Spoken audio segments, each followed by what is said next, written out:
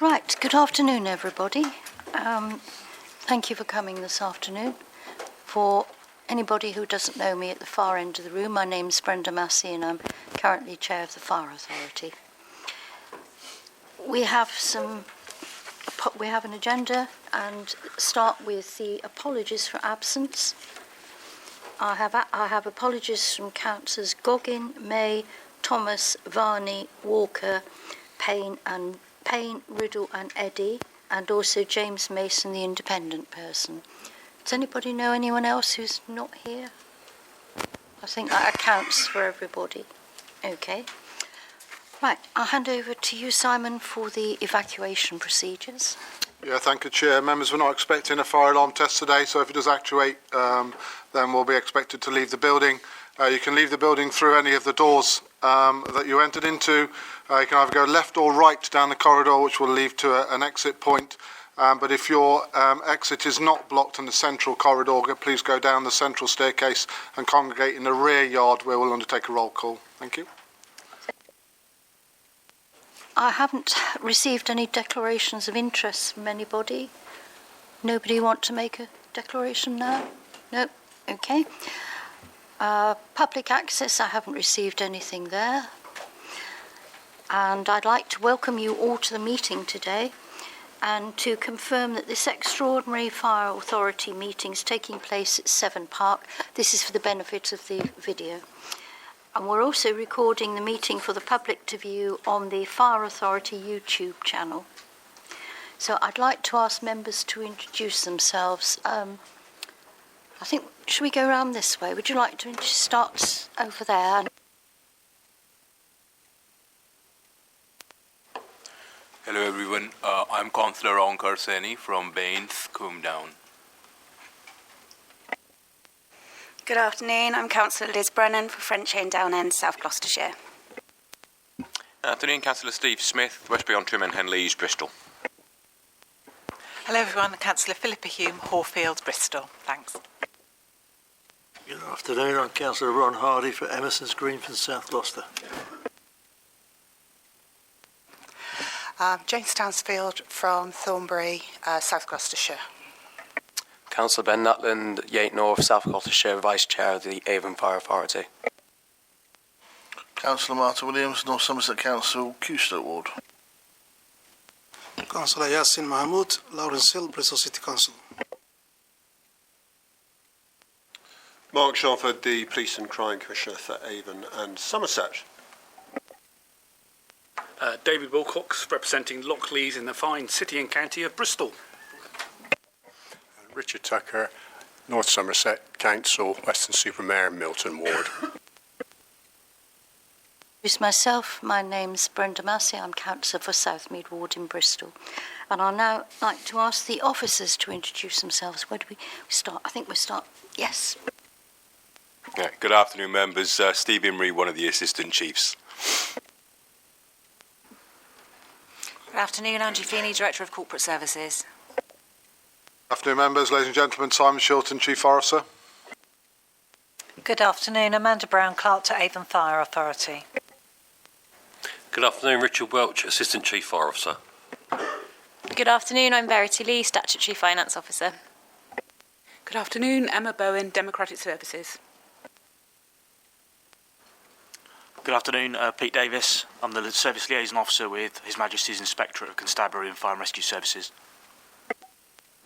Tanya Nathan, Head of Procurement. Thank you. So, can I also ask you to make sure your phones are on silent, please, if they aren't already. Okay, and when you are talking, could you please remember to use your microphone and turn it off when you've finished as well. Any voting required will take place by asking members for a show of hands for any votes against, any abstentions and any votes for. And just a notification as well, the Excellence in Fire and Emergency Awards 2023 took place on the 1st of December, and the Head of Finance, Claire Bentley, was nominated under the Unsung Hero category, Although Claire didn't win on the occasion, the service was proud that she was shortlisted. I'm sure you'd like me to send our congratulations to Claire on getting that far. So thank you. Okay, next item on the agenda is the HMI CFRS Round 3 Inspection Report, and I'm going to hand over to Simon and Pete Davis for this. Yep, thank you, Chair. Members, the paper presented you today includes the HMIC FRS Round 3 Inspection Report published on the 22nd of November, following their inspection visit in the summer of this year.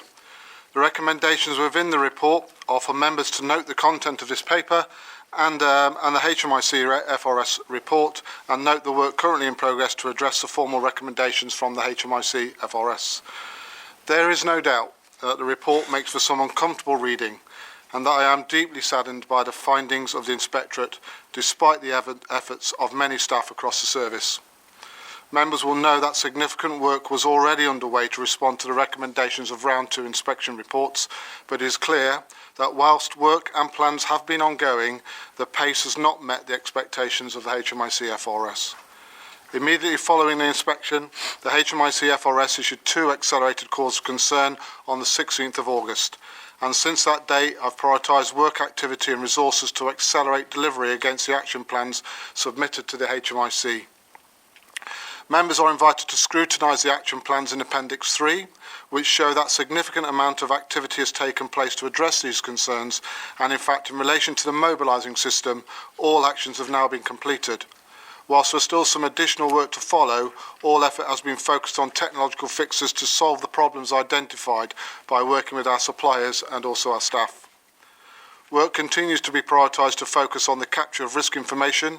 However, members will note that the timescales for completion are slightly longer, given the amount of activity and service-wide activity that is required, including the procurement of IT hardware, such as the MDTs, training and also their installation. It is important to note that the focus has been on acceleration of work that was already ongoing in relation to the risk information, and more resources have been allocated to support this acceleration. During the week commencing the 4th of December, HMIC inspection team revisited the service to scrutinise our progress against the 2 accelerated calls of concern, and I will receive their feedback this Friday and expect to receive written confirmation of their feedback during the month of January. Given the work and effort put into the accelerated calls of concern regarding the mobilisation system, I am hopeful that the HMIC FRS will look positively on discharging this cause of concern as being addressed. Following the publication of the report, 2 further causes of concern were identified in protection and also for culture, and 31 areas of improvement and action plans are currently being finalised to respond to these findings. The culture cause of concern is particularly disappointing and frustrating, as much work has been undertaken since Round 2 inspections, including zero tolerance position, policy changes, independent reporting and confidential reporting lines.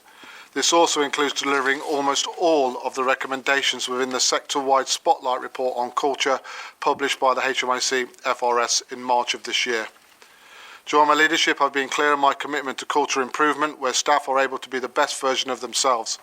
I've also been clear in the culture that cannot be solved. I've also been clear in that culture cannot be solved overnight, and it requires a persistent and consistent commitment to establish and maintain a healthy workplace.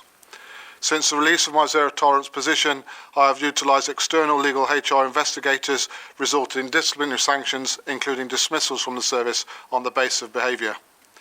Sadly, with the publication of 4 causes of concern in total, I was notified by the HMIC FRS that the service will move into the engaged phase of enhanced monitoring and support. We'll be one of 4 services who are currently in the engaged phases, and that wraparound support to ensure progress is maintained against the cause of concern. This will be provided by the Fire Performance and Oversight Group, so you may hear the term FPOG, made up of representatives from the Home Office, Local Government Association, National Fire Chiefs Council and HMIC FRS, and is also chaired by the Chief HMI, Andy Cook. The Chair and myself have been invited to the first FPOG meeting on the 7th of February next year, where we are asked to present our improvement plans to FPOG. Since the publication of the report, I've taken decisive action by establishing an improved governance structure referenced on page 9 of your papers, taking overall leadership and ownership of improvements alongside my fellow SLB members. I've established and realigned resources for a dedicated team to support the delivery and oversight of actions, including the management of actions throughout a structured continuous improvement framework aligned to best practice. I've realigned all improvement themes as well as the HMIC FRS actions through one governance structure and established an improvement board to consist of external stakeholders such as peer support from the National Fire Chiefs Council, external support from Chief Executive Scrutiny from one of our local authorities, local government association support and scrutiny from voluntary sector support from some of our partners. I have met with the NFCC Chair and utilised the services of the NFCC Implementation Improvement Team to undertake a gap analysis of NFCC tools and guidance to support our improvement plans. I have also engaged with other services already in the engaged phase of monitoring to capture learning and share best practice.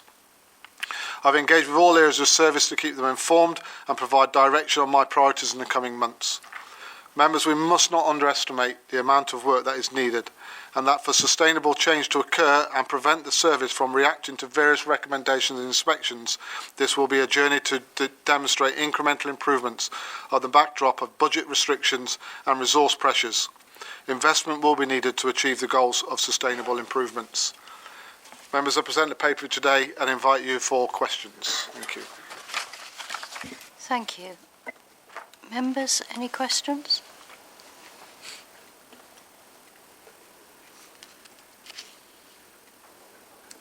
No? Steve? So somebody has to start, don't they? Simon, thank you for obviously, this is difficult reading in difficult times. And I think the reading the mood of the room is that we're behind you and we're behind your senior team in sorting this out and making the improvements that we need to make. What we do need, though, is to be able to have that oversight and that scrutiny to see that improvements are happening. Obviously, there'll be the detailed action plans, and we will, I'm assuming, receive those at regular meetings and receive regular updates on those. But what I think would be helpful is to have a summary set of commitments drawn from those that give us 5 points, 10 points, whatever it might be, of outcomes rather than actions, so that we can say by the end of 2024 we will have achieved these things. By the end of 2025, a different set of things, and it gives some clarity on what it is we're trying to do and summarises all the action plans. It also gives us something that we can hold you and your team to account for, which is what we need to be able to do. Councillor, I fully appreciate that, and I fully appreciate your role in holding me to account in delivering against the improvement that's required. I think within regards to the scrutiny arrangements from an authority perspective, on page 9 I've outlined the improvement architecture, if you like, and you can see there the link for myself to report into this committee, the Policy and Resources Committee, as with regular updates for you to scrutinise the progress being made. Within each of those plans, they will have delivery dates that will be ambitious but achievable. So you'll be able to see the delivery dates against each of those commitments. I think the key focus over the next 12 months for myself is around moving out of the engaged phase. So providing HMIC and all of the members of the FPOG with confidence that we are moving in the right direction. The difficulty of that is I don't know what those benchmarks are they'll be looking for. They don't set any particular expectation when you present to them, and that will be one of my questions and asks of FPOG is at what stage do they benchmark that they find it sufficient information available to determine that we're on the right course of action and give them the confidence that is needed in readiness for the next inspection. Between inspections, it's only 18 months from the publication of a report to the next inspection. I think I need to be realistic with members in that This is quite a damaging report for us, and it's quite upsetting to read, frustrating to read, which gives the indication that there's much work to do across a wide range area in our service. And as such, this, as I've said in my statement, is incremental improvements. And therefore milestones are really important for members to hold me to account against on those commitments. Focusing on statutory duties, execute excellently our statutory duties would be one of my main priorities under prevention, protection and response, as well as looking into that engaged phase. It's clear in the report that from an IT perspective, which is a theme that comes through as we rely more and more on IT, that IT also needs to remain a key focus of investment within the service. And also my ongoing commitment to cultural improvement, where people can be the best they can be in the workplace. That will be my commitment to yourself, members. Thanks. If I can just come back on that. I think I agree with all of those. I think what we need to see is some smart targets measured in terms of outcomes. We'll be measuring lots and lots of actions and ticking off that actions have been done, which I'm sure there will be. But what we need to see is that those actions are delivering the outcome, and ultimately the outcome will be a better report next time round. But no doubt there'll be interim things in between as well that we can measure and see happening and see the needle move. Yeah, absolutely. Outcomes are important. That's sustainable change, and that's a sustainable difference. Perhaps we may have been guilty in the past of perhaps doing a task and finish approach to where we've needed to make improvements and perhaps not always evaluated the sustainable impact of those changes. So I absolutely agree with you around tangible outcomes. Thank you. Just to say, I think it's worth remembering that when our inspection was done, obviously that was early summer. So there's an awful lot of work that has been done between then and now, which will address an awful lot of things within the report already. So just really point out that there's a lot gone on in the last 6 months since they were here, as always. Thank you, Richard. Other comments? Yes, please. Yeah, thank you, Chair. Thank you, Simon, for your clarification. And my point I'm supporting with the Councillor Smith is there any strategic plan that where do you want to be, like, say, scale like 1 to 10, next 12 months to achieve the targets? Or any resources that you need or any support us from as the board member? So we are happy to support you with that, but to achieve all these targets, this inadequate that we have so far and this bad image and the reputation of the organization. So what's your strategic plan with the timescale? Thank you. Yes, the key targets will be, one of my key targets is the cause of concern. That has to be a priority to address those 4 causes of concern and that engaged and enhanced monitoring phase. So focusing on incremental moving out of the engaged and enhanced monitoring phase, because that will show some tangible outcomes in relation to the cause of concern that have been identified. My challenge around that particular one, though, is how do we measure culture in the fire and rescue service and certainly in our own service? How do we measure that? Because sometimes that is less than tangible, and also any responses and interventions that we put in place to improve the workplace and the experience of all of our staff, and so they can be the best can be, may take some time to come to fruition. It's not an overnight methodology. I don't think that it would be achievable to achieve outstanding by the next report at all. So what I expect to see is some incremental, or what I'll be setting out in my presentation is some incremental improvements in all the diagnostic areas, so we can visualise that. So as members, you're able to see those milestones that we are reaching.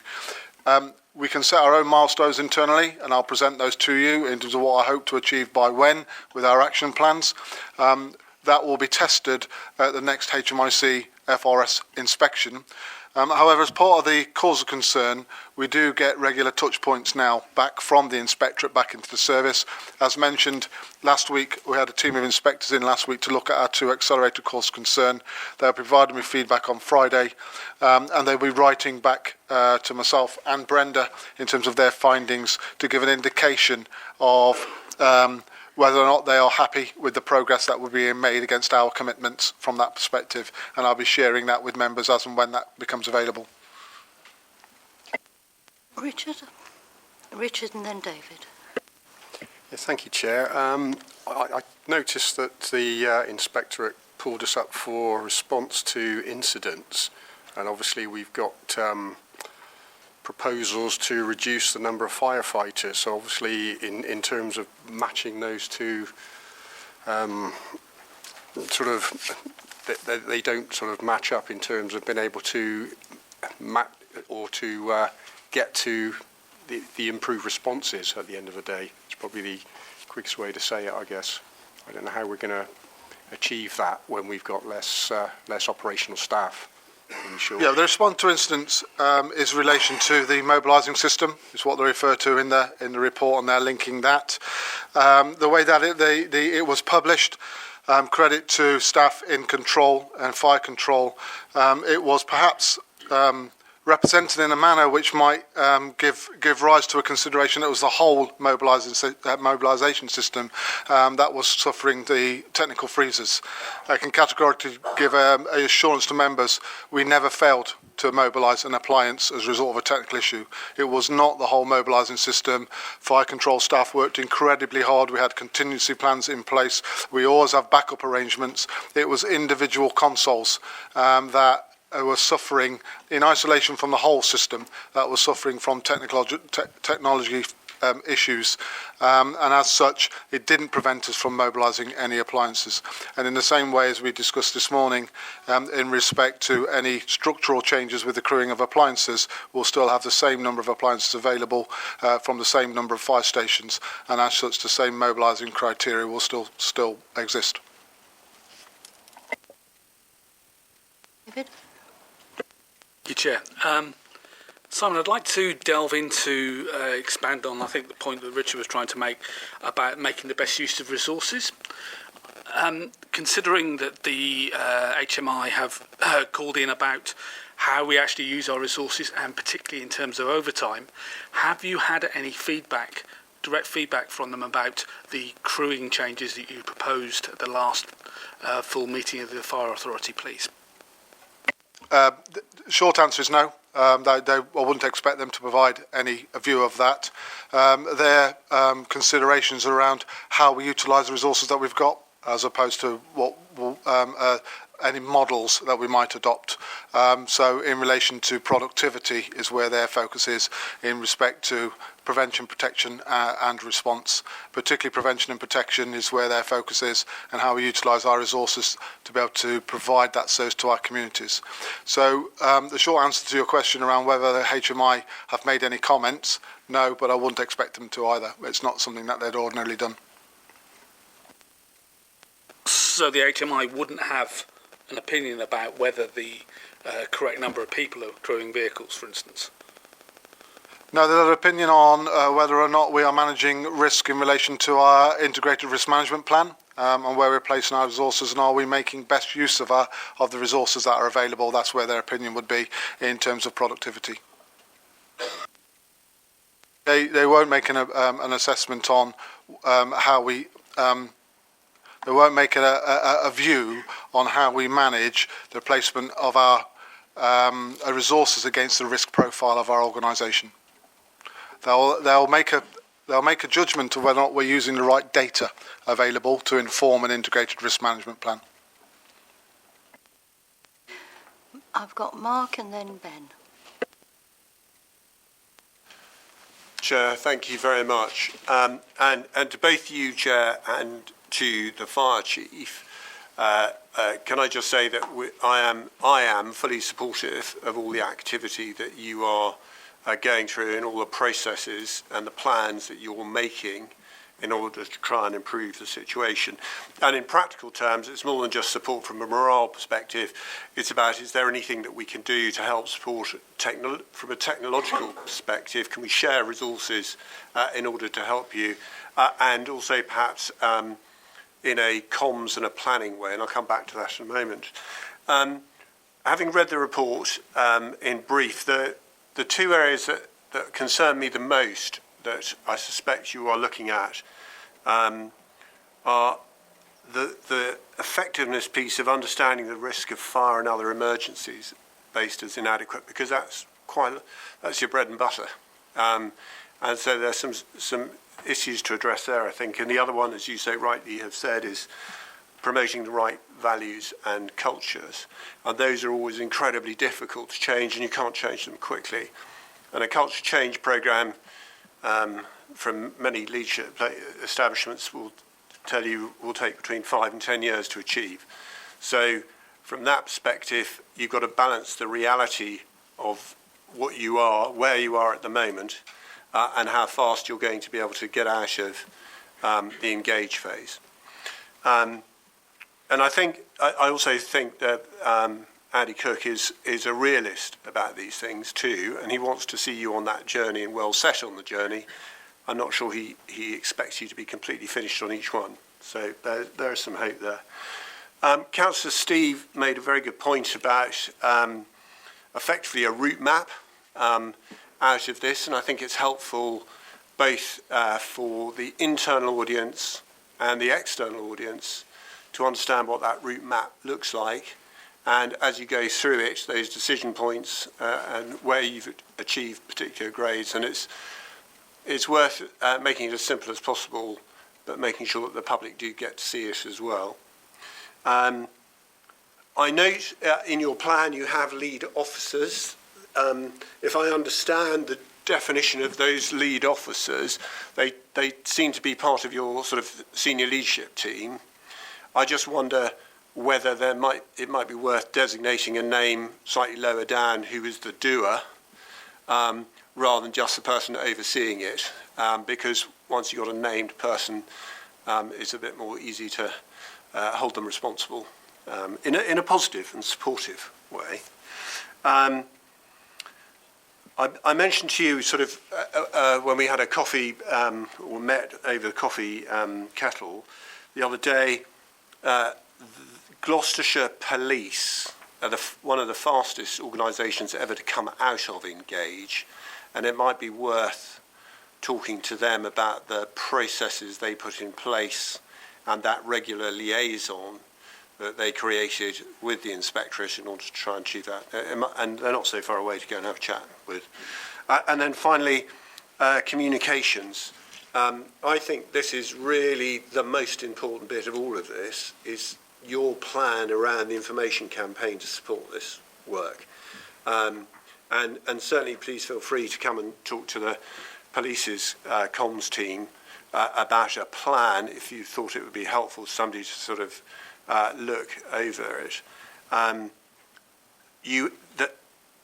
A really big organisation that you need to convince are your internal teams. It's your people. Keep their morale up and make sure that they are trying to achieve the best. And that communications around how you do that is very important. And if you're anything like the police, it gets stuck somewhere at middle manager rank. The messages from the bottom aren't getting to the top, and the messages from the top aren't getting down to the bottom. There's a sort of a permafrost somewhere in there. You may be far better than the police are, but they've got a real problem there, and some techniques that you might want to think about breaking through that. And then externally, convincing the public that you're on the right track and you're achieving those things regularly so that they can see it. But in short, fully supportive, both from a morale perspective, but also practically stuff that the police can do to help.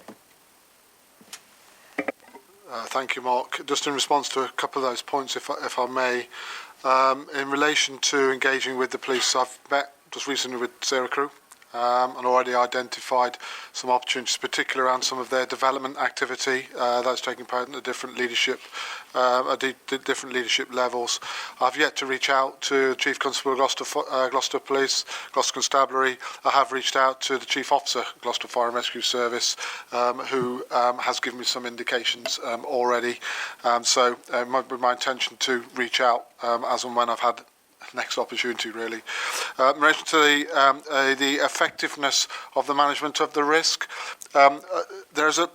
it's my view there's some almost double counting in the report itself, which references the same area of improvement several times, and the effectiveness of that risk provision, I believe, when I'm reading the report, is linked to the provision of risk information and the accelerated cause of concern in that area, because from the inspector's point of view, if our operational firefighters haven't got up-to-date information on a premise, or particularly if it's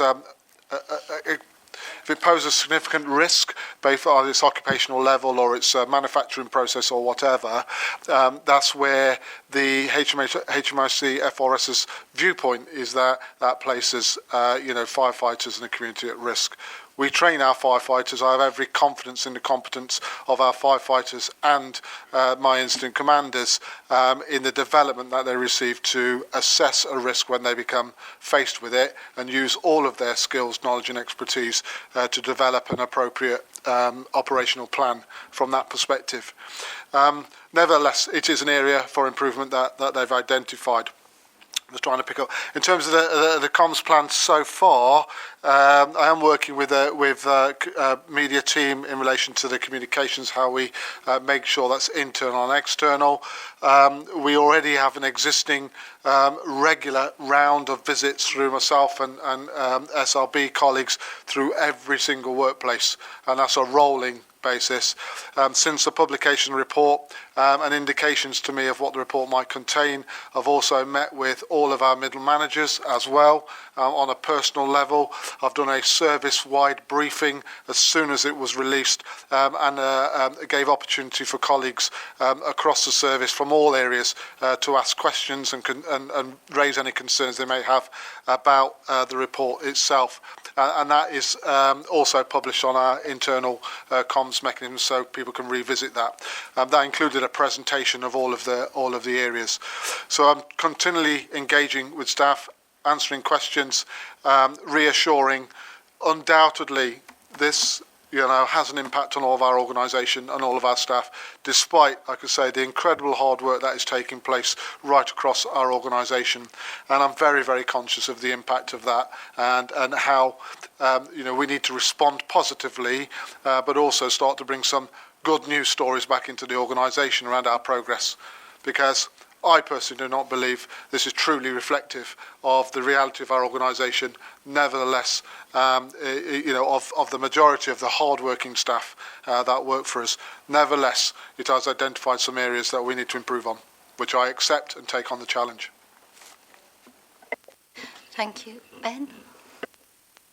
Thank you, Chair. I'm going to get this out of the way now. I fully support you, Simon. I fully support the senior leadership team because I know the work that you've put in so far since you came into post. But obviously the report is extremely disappointing, not only for its content, but quite frankly, it's not the service that I recognise. I go around and visit as many fire stations as I possibly can do. I meet the team here, in HQ, and we have really incredible people working for us. Really incredible people that put their lives on the line day in, day out, and serve the public, whether it's on the front line or whether it's in the office. We're all in here because of public service, maybe in different roles, but that's why we're here. I'm not going to go over what everyone else has said so far, but what I would say is that obviously if you look, since where we came from the Baker reports, we've already made massive jumps. This is disappointing, but it's not, it's not a situation that we can't salvage. And as a scrutiny body, the public need to know that actually we're here to scrutinise you. And as much as we guess on, we will scrutinise you to make sure that this does improve. But I believe it will improve, and I believe that we have the right team to do it. This won't be a short-term fix. Many of the issues that we're currently facing now, we will still be facing probably in 12 months' time, 18 months' time. Hopefully not. I'm hopefully proved wrong on that.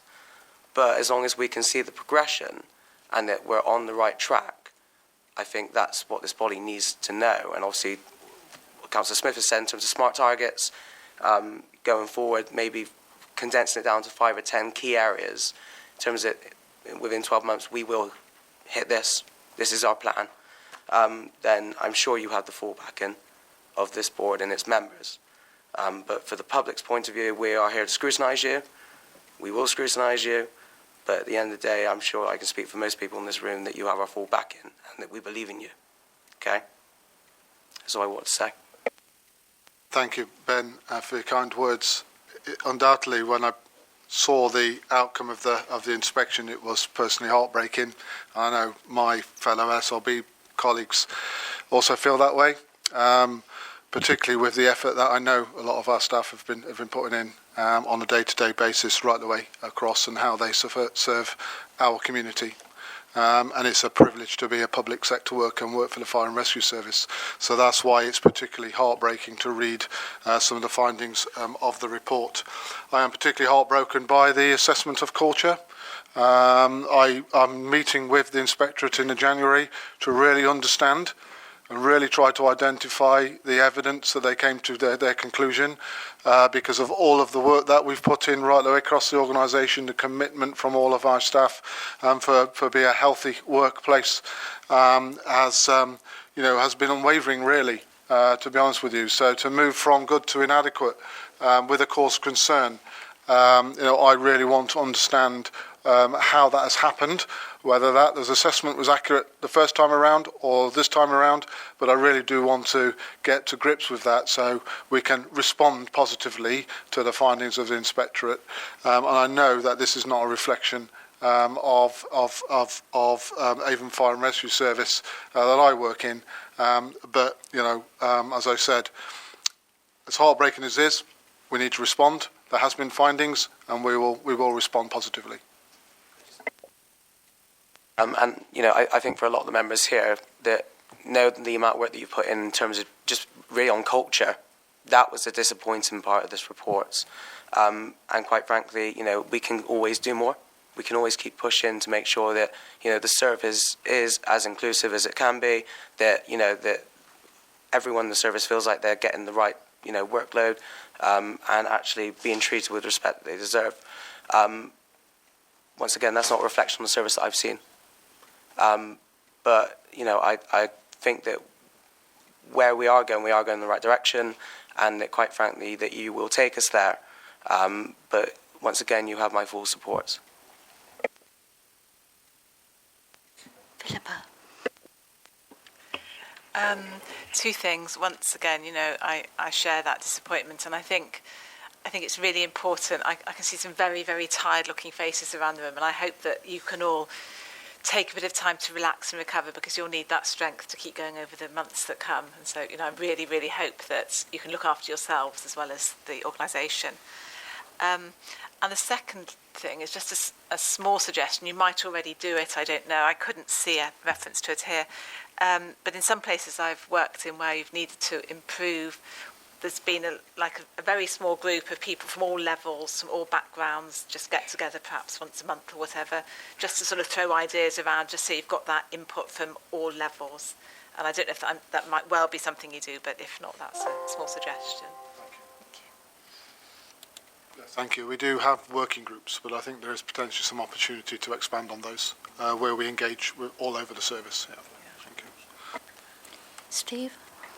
Yeah, thank you. I just wanted to pick up on one point of detail in the report, actually, that jumped out to me. You spoke a minute ago, Simon, about the capability of incident commanders, and that there's a section in here that says that incident commanders' accreditations were out of date, including senior people who command the biggest, most complicated incidents. Now, I know that an accreditation held on a file is not necessarily the same thing as somebody being competent on the ground, but can you just help us understand what happened there and assure us that it's been dealt with? Yeah, sure. So I had that conversation with the Inspectorate around their opinion on that. And from the evidence that I've captured, there was 2 personnel, both of whom had declared their intention to retire. Both of whom in between the time in which they declared their intention to retire and the retirement date was when their 2-yearly assessment was due. We took a risk-based approach around the resource benefit, because there's a lot of resources that need to be put into these events, the operational activity of the individuals, and took that risk-based approach around. Actually, we've only got, in some cases, 3 or 4 weeks before the retirement date, and whether or not we could manage that risk appropriately. The HMI's view on that was that, well, that was not laid down in your policy, despite us taking a risk-based approach on that. That's particularly one that I don't wholly share the same view as the inspectorate on that one, but it was just two people. Our incident commanders, all of them, right the way at every single level, 1 to 4, have two yearly assessments. Thank you. I hadn't picked that one out deliberately, but perhaps that's an interesting case study in interpreting the language of the report and what's actually going on the ground. Thank you. I just want to point out, as someone who's been on the authority previously, I had a little 4-year break, coming back on recently, I can see the improvement in the place. It's so much better, it's so much more open. The information we receive as councillors is so much better. It's a much more positive place to be. And I think previously I would have had serious worries that a report like this would have just been ignored or buried. Now I feel you and your team will sort it out. We'll get on top of it. You've done a great job. Keep going, and yeah, you have my full support as well. Thank you. Anyone else? David. Oh, David, yeah. Thank you, Chair. I'd like to delve into one aspect of the report about making the fire and rescue service affordable now in the future, particularly in terms of IT. I know that we've been through 13 years of austerity and I've got at least another year coming ahead of us, hopefully. Well, I'm talking about terms of a general election. But I know that there's been a lot of underinvestment in IT, and that is core to the functionality of the fire and rescue service. How do you intend to fix that, please? Just ask Angie, because Angie can help with some narrative around that explanation. Yeah, and I think you talked there about kind of austerity for, I know we have a number of new members who perhaps haven't heard me talk about IT before, and we've needed to do investment in that, but we had severe, even before that, underinvestment in our IT. And I think that's right, inherited then into this role kind of a very poor IT infrastructure, from servers to Wi-Fi to not being able to access systems from home, from outdated systems, etc., etc. So as part of that, did a technology kind of roadmap, which has been invested in. We've invested over £1.5 million and beyond in that to try and improve our infrastructure. But the question is the next steps and stuff for that. So what I'm working on at the moment with colleagues is almost our next technology roadmap and the affordability of that. That will then obviously feed into both of our capital and our revenue. And we are sort of building, at the meeting this morning, some of our underspends into reserves for both our capital that we need for both our premises and also for our IT. But of course, it is difficult because we have a limited budget and IT competes with a lot of other areas and stuff as well. So I'm also working with NFCC colleagues. There's an ICT forum there, in particular doing some work with Hampshire and Isle of Wight to see whether we can kind of collaborate and do things together as well, and also have cost savings around that. So I'm hoping that will also help in terms of the affordability in terms of the future with ICT. Undoubtedly, with a funding shortfall and the pressure of over £3 million over the next 3 years, this is going to be a challenge, a big challenge. But we need to make sure that we're investing the money in the right areas to make the necessary improvements. What are the enablers? And identify enablers, particularly IT and technology, because we rely on that more and more all the time. And where we make sure that we invest in the right areas.